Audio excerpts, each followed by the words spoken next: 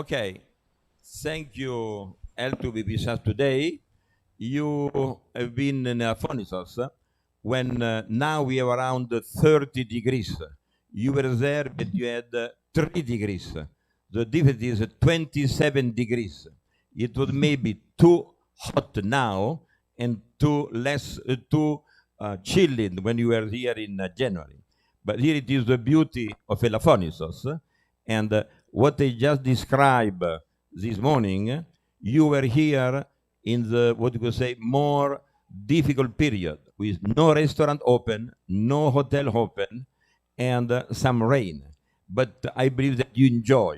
And it is the reason why it is important to show your experience in which you were happy, and you will come back also in the winter, in the spring, in the summer, and also in autumn. Thank you.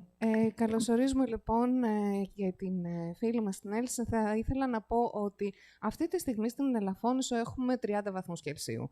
Ωστόσο, όταν είχε έρθει εδώ η ίδια, είχε μόνο 3 βαθμούς Κελσίου. Μιλάμε για 27 ολόκληρους βαθμούς διαφορά. Είχε έρθει λοιπόν όταν ήταν αρκετά δροσερή η Ελαφώνησος, είχε έρθει τον Ιανουάριο, αλλά θεωρώ ότι αυτή ακριβώς είναι και η ομορφιά της Ελαφωνήσου. Επειδή ήρθε σε μια δύσκολη περίοδο, μια περίοδο που δεν υπάρχουν ξενοδοχεία ανοιχτά, δεν υπάρχουν εστιατόρια ανοιχτά, που βρέχει, που κάνει κρύο και παρόλα αυτά έχει να μιλήσει για μια πολύ ωραία ανάμνηση, για μια πολύ ωραία εμπειρία. Θέλω λοιπόν να ακούσουμε τι έχει να μας πει και να μας εξηγήσει για ποιο λόγο θεωρεί ότι είναι ένας υπέροχος προορισμός στο νησί και τον χειμώνα και την άνοιξη και το καλοκαίρι και το φθινόπωρο. Thank you, Enrico. First of all, there was a lot of beautiful nature. So in that sense, it was more than enough. And unfortunately, today in Belgium, it's also 30 degrees. So I think it's also going to be, it's not a season for us to have 30 degrees, but that's also around this I want to center my talk. Ευχαριστώ πάρα πολύ. Νομίζω ότι ο λόγος που ήμουν τόσο χαρούμενη όταν ήμουν εκεί ήταν η πανέμορφη φύση, η οποία αναπληρώνει το γεγονός ότι δεν βρήκαμε πολλά πράγματα ανοιχτά. Θα ήθελα να πω ότι αυτή τη στιγμή στο Βέλγιο έχουμε επίσης 30 βαθμούς Κελσίου, αλλά ειλικρινά δεν είναι η σωστή εποχή, δεν είναι η κατάλληλη στιγμή για να έχουμε μια τέτοια θερμοκρασία και δυστυχώς δεν είναι τόσο ευχάριστη αυτή η θερμοκρασία εδώ όσο είναι στην Ελαφώνησο. Και είναι ένα από τα θέματα που θέλω να θίξω στην ομιλία μου. I had an extremely nice time, and also the people in Elafonisos and all the different things I encountered were very warm and a very welcome stay for me, and also my artistic research. Πέρασα πάρα πολύ ωραία στην Ελαφώνησο. Πέρασα πάρα πολύ ωραία επίσης επειδή όλοι οι άνθρωποι που συνάντησα ήταν πάρα πολύ πρόσχαροι, ήταν πάρα πολύ θερμοί και θελήσανε πραγματικά να μας υποδεχθούν και βοήθησαν στην καλλιτεχνική μου έρευνα. I will show some works and I will share my screen, but one thing I would like to say from the beginning, the exposure I will give, it's really something for me very global. I will maybe talk about concrete things in Elafonisos, but we encounter the same problems or the same questions in Belgium or in Senegal, because half of my family is from Senegal. I'm married to a Senegalese man. And so I feel my whole practice is a bit like a kind of global side or global questioning about what we are about to live as a human in a kind of very difficult world. Θα ήθελα να ξεκινήσω λέγοντας ότι θα σας παρουσιάσω κάποια στιγμιότυπα, κάποια σημαντικά σημεία, θα μοιραστώ την οθόνη μου μαζί σας. Θέλω όμως να τονίσω εξ αρχής ότι αυτό το οποίο θα θίξω και το θέμα της παρουσίασής μου είναι πραγματικά παγκόσμιο, είναι οικουμενικό. Ναι, θα μιλήσω για συγκεκριμένα θέματα που άπτονται της Ελαφονήσου, αλλά έχω δει στην πορεία μου μέχρι τώρα ότι αυτά τα θέματα ισχύουν και για το Βέλγιο, τη χώρα στην οποία μένω, και για τη Σενεγάλη, τη χώρα από την οποία κατάγεται η μισή μου οικογένεια, δεδομένου ότι είμαι παντρεμένη με έναν άνδρα από τη Σενεγάλη. Επομένως, πρόκειται για ένα πραγματικά οικονομικό, ένα παγκόσμιο ερώτημα. Τι πρόκειται να ζήσουμε στο μέλλον, τι πρόκειται να επέλθει. As an artist, I see it as my task to show to people what really exists, and also to first and foremost, to put some questions on the table. And therefore, again, when I talk about something, don't take anything personal. It's not really critique. It's just about a kind of concern about what we live today. Ως καλλιτέχνης θεωρώ ότι το έργο μου, η αποστολή μου είναι να δείχνω αυτό που πραγματικά αληθινά υπάρχει και να εγείρω ερωτήματα, να θέτω ερωτήματα σε όλους. Επομένως, πολλές φορές θα θέσω τέτοια ερωτήματα στην παρουσίασή μου. Θέλω να υπογραμμίσω από τώρα ότι τίποτα δεν είναι προσωπικό σε αυτά που θα πω, τίποτα δεν είναι επικριτικό σε αυτά που θα πω, είναι όλα ενδείξεις κάποιων ανησυχιών που έχω εγώ. And Enrique asked me to present something, and unfortunately it was too late because I had preferred to be there all in real life with you, but since I couldn't manage to come to you, I thought, what could I bring you that was relevant for us, for you and for me? And I thought of the title, Being Concrete About Trees, Winter in Elafonisos. Όταν λοιπόν μου ζήτησε ο Ενρίκο να κάνω μια παρουσίαση, ειλικρινά ήμουν πάρα πολύ στενοχωρημένη, γιατί ήταν πλέον πολύ αργά για να μπορέσω να συμμετάσχω διαζώσεις σε αυτό το συμπόσιο. Θα ήθελα πάρα πολύ αυτή τη στιγμή να βρισκόμουν ανάμεσά σας, αλλά ήταν αδύνατο να κανονίσω κάτι τέτοιο. Προσπάθησα λοιπόν να σκεφτώ κάτι το οποίο πραγματικά θα μπορούσε να είναι σχετικό για το νησί, θα μπορούσε να απηχήσει στο νησί, και διάλεξα μια παρουσίαση με τίτλο Being concrete about trees. Αυτό είναι ένα λογοπαίγνιο, ότι είμαστε συγκεκριμένοι, αλλά το concrete είναι και το τσιμέντο για τα δέντρα. Αντιλαμβάνεστε ότι τα λογοπαίγνια δεν μεταφράζονται πολύ καλά στα ελληνικά. Και υπότιτλο «Ο χειμώνας στην Ελαφώνησο». And of course, this title resumes a little bit what is it about. Like in overall, I think in the world, there's a lot of tension in between human and nature. Και νομίζω ότι με τον τίτλο ήδη συνοψίζω λίγο την παρουσίασή μου. Θεωρώ ότι σε ολόκληρη την εμφύλιο, σε όλο τον κόσμο, υπάρχει μια πάρα πολύ μεγάλη ένταση ανάμεσα στον άνθρωπο και τη φύση. So let's take first a look to concrete. Concrete, it means not abstract. Ας εξετάσουμε πρώτα τον όρο concrete. Μία έννοια αυτού του όρου είναι συγκεκριμένο, μη αφηρημένο. And it also means like existing in material or in physical form. Σημαίνει επίσης κάτι το οποίο υπάρχει όντως, είναι υπαρκτό σε υλική ή φυσική μορφή. And of course it means like it's a building material made from a mixture of broken stone, gravel, sand, cement and water, which can be spread and poured into molds and the forms of a mass resembling stone or hardening. It's also a building material. Επίσης, όπως είπαμε πριν, είναι το σκυρόδεμα, είναι το υλικό το οποίο χρησιμοποιούμε για κατασκευές σε όλα τα αστικά περιβάλλοντα, το οποίο είναι μία μίξη διαφόρων επιμέρους υλικών, όπως είναι το χαλίκι, όπως είναι το νερό, όπως είναι το τσιμέντο, η άμμος και ούτω καθεξής. And then we have trees. Από την άλλη έχουμε τα δέντρα. I will show you a tree from Brussels. Εδώ ένα δέντρο από τις Βρυξέλλες.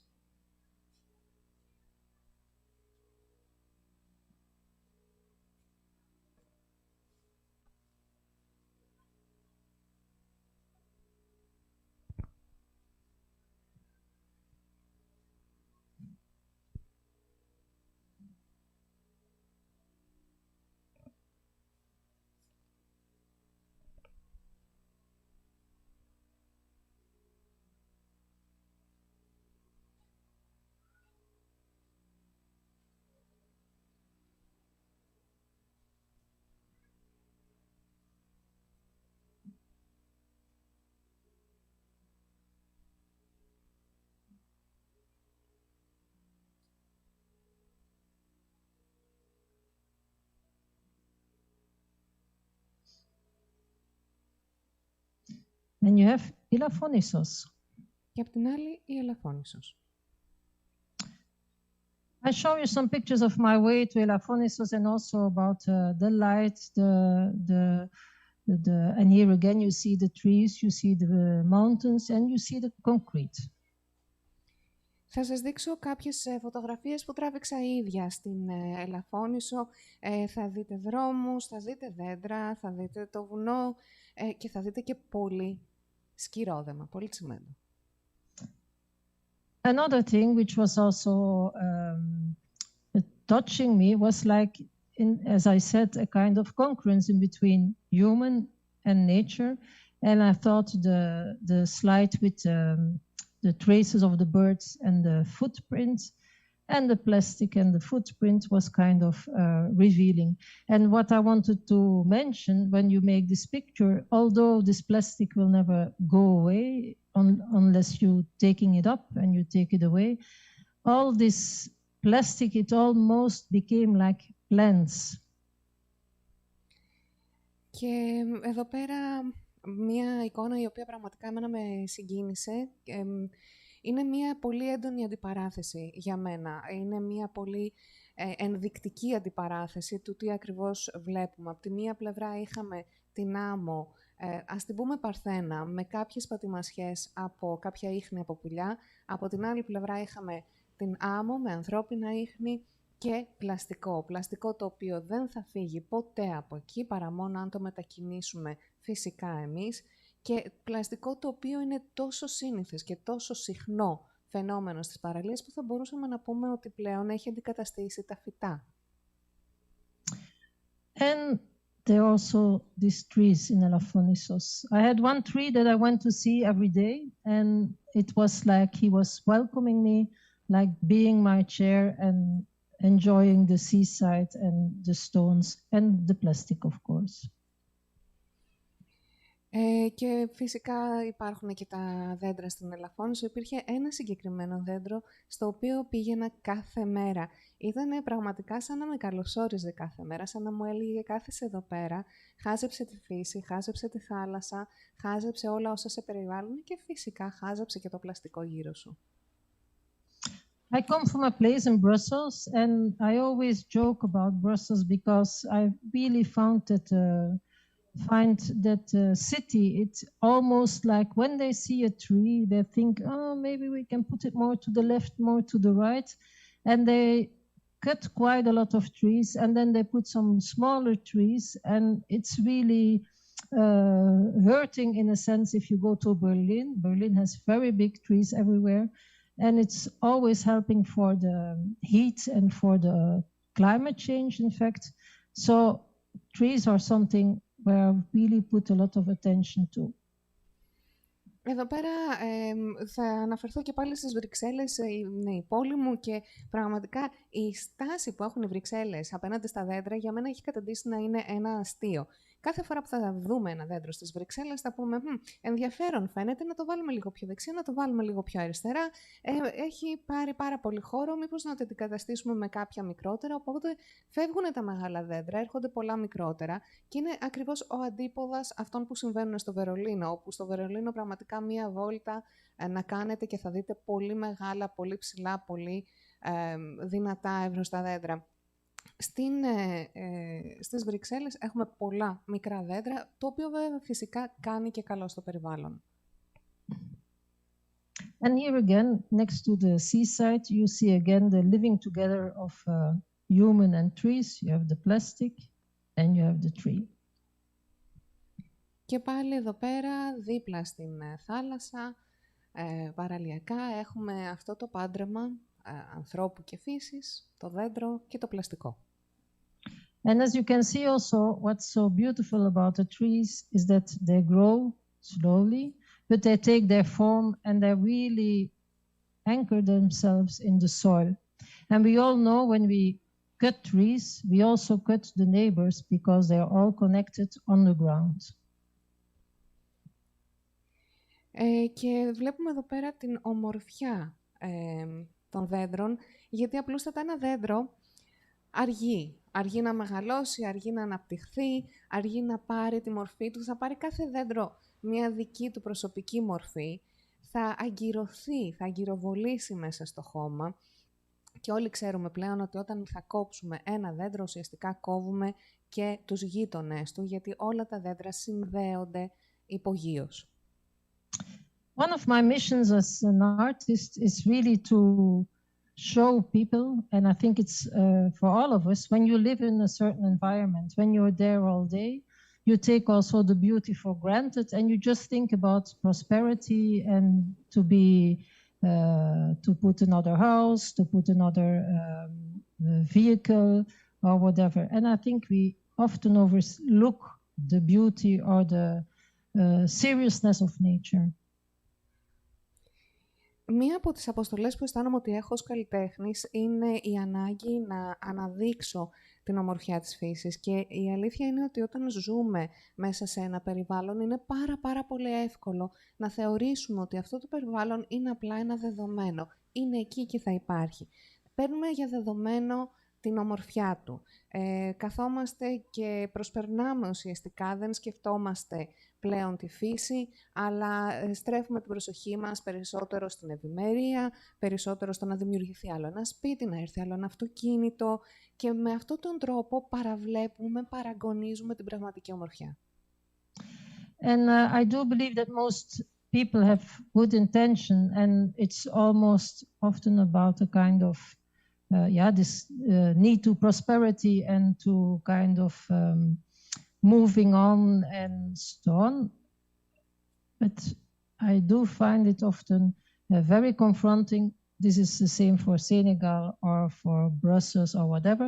When you see prosperity, that it also means building everywhere, putting concrete everywhere, so the soil cannot be humid anymore, or the trees are being moved away.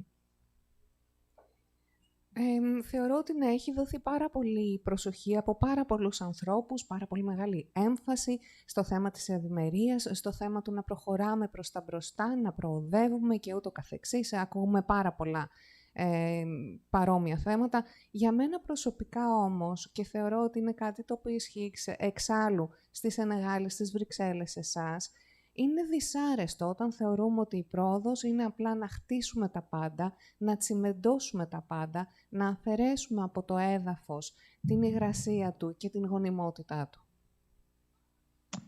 So I found, as I said, like the seaside, the fishermen, the restaurants, I found this,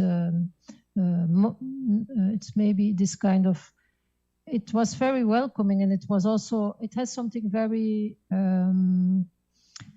how do you say it, like giving rest, and it has something very modest. And one of the most, of course, I'm also someone who travels a lot, and I like Athens, I like all these cities, and I like these big cities. But then I found this very beautiful spot that I want to show you, and it was in the restaurant near the seaside, where for me, again, this human and nature came together in a kind of special way. Θα ήθελα λοιπόν να μοιραστώ μαζί σας μια εμπειρία μου όταν ήμουν εκεί.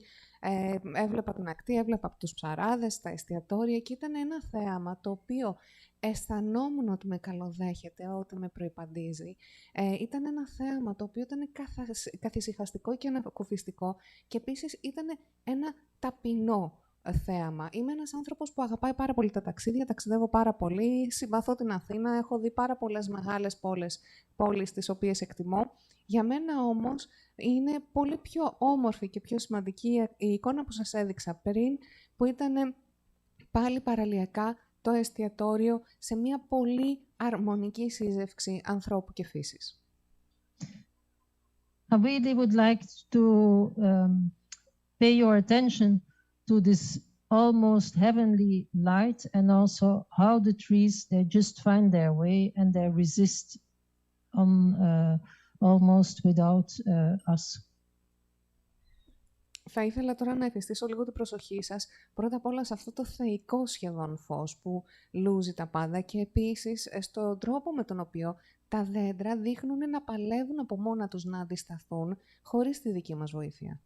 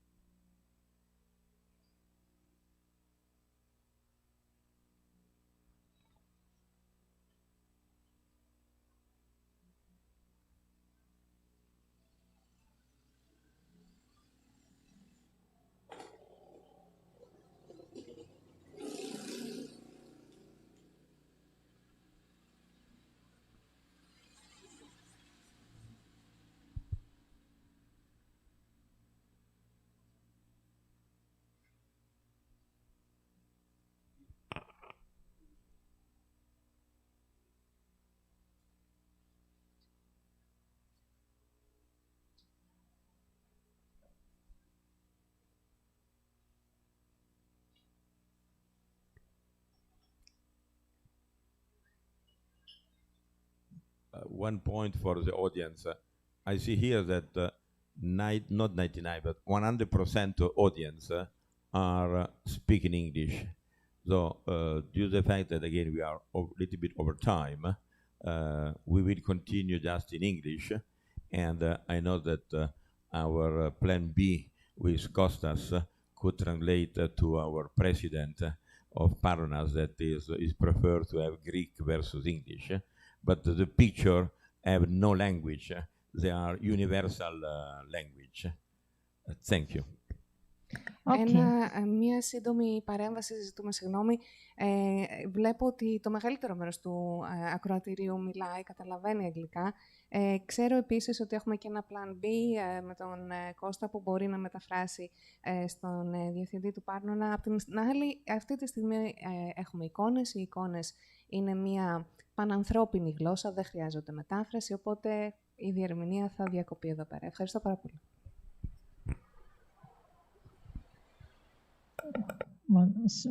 Excuse me. As you can hear, of course, I'm like giving a love song for the trees, but I was staying at another place, an artist place, and kind of printing facility where I stayed for 6 weeks, and they're also modernizing. While I was there, suddenly they were cutting like 13 trees for making a parking lot. So I just wanted to show you some works in order to show you how trees are cut.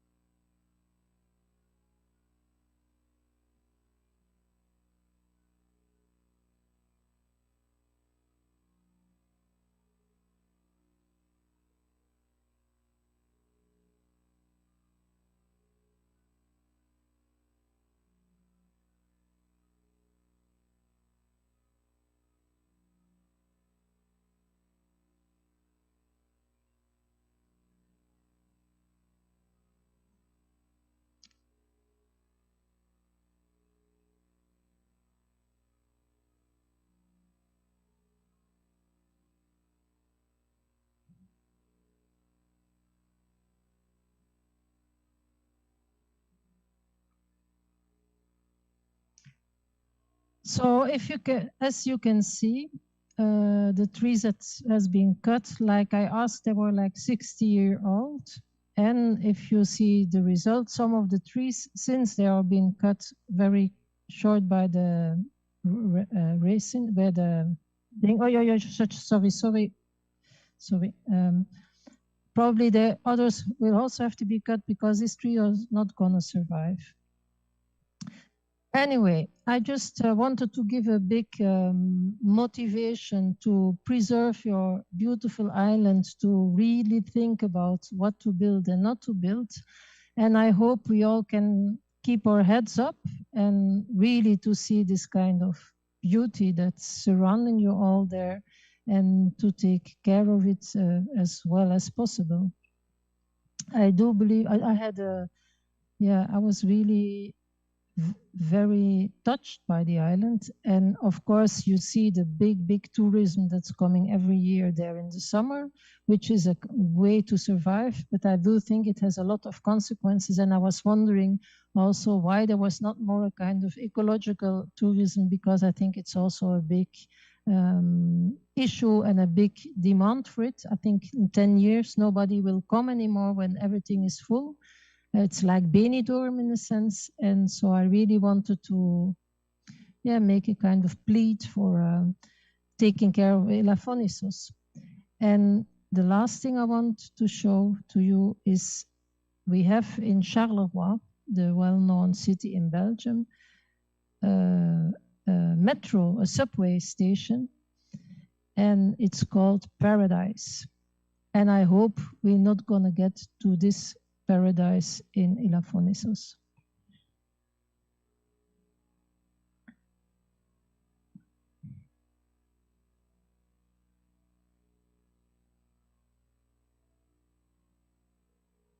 So to me, it's also a kind of wake for Elafonisos and for nature around us.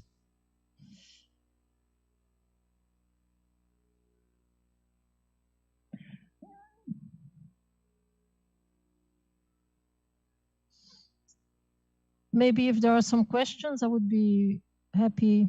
We can let run the video. And if somebody has questions, I would be happy to answer them. First one, thanks a lot, Els. I believe that your message went through. That means that you are here. It's the first time you came in Elafonisos, and how you present it again show that you are here and you enter also in love with this island.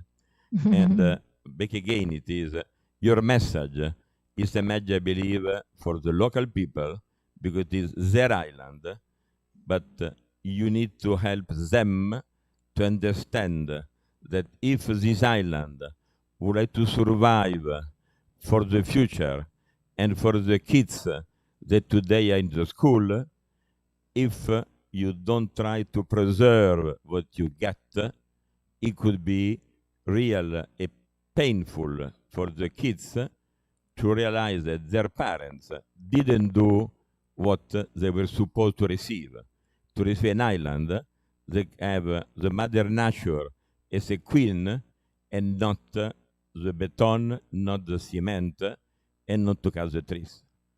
Thanks a lot, Els. Would you like to add something to my word? Thank you, Enrico. I don't know if somebody of the audience has another question for me or is a kind of remark.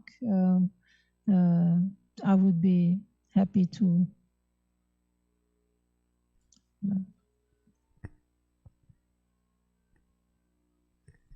Just a second.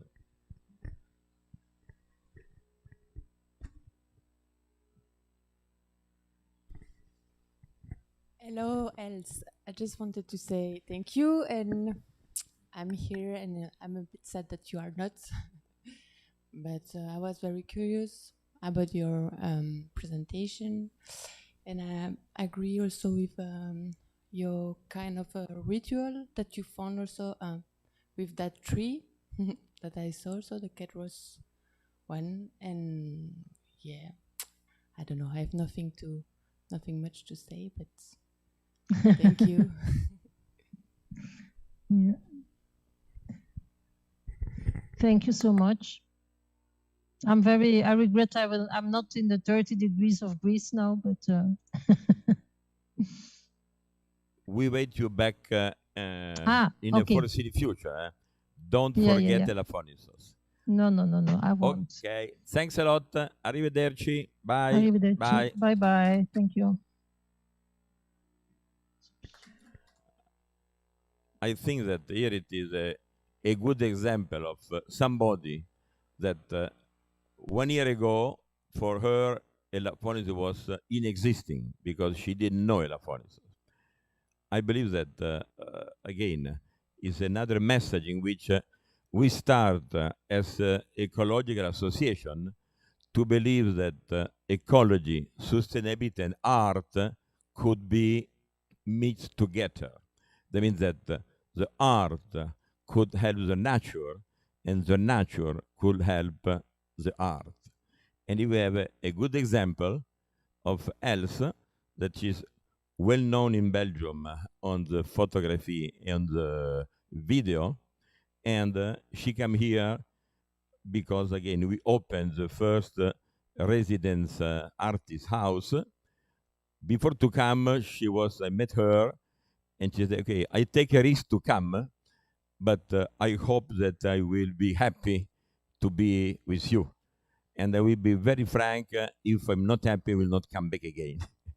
And she came in the worst period, because again, no one, also, they were for the New Year Eve, it was 31st of December, they tried to find a restaurant, and the normal restaurant was open. They, no, now we make our New Year Eve together. We find another restaurant. Say, okay, you could come to have a dinner for year end in our restaurant. Oh, they're very happy. They dress well to go to the restaurant. When they arrive, it was but come a little bit earlier, not come too late. And that in Belgium, they are accustomed to eat and not too late. They arrive at 8 o'clock, and now it was 4 hours before midnight. Around the 10 to 9, the owner said, listen, I like you, but we would like to do something by own, and we close the restaurant in half an hour. So they had the restaurant open from 8 to 9:20. Or it is a message back again. It is, if you want to attract people to come, you need to have the infrastructure. And what it was saying very well by Anna, it is that it is unfair for the island not to have a restaurant and hotel open all year round. And here it is something that must be, again, analyzed, because, again, it is true that Elafonisos is just Simo's Beach. You don't go to Simo's Beach in December. But Elafonisos is something else in addition to the Simo's Beach. You could come all year round.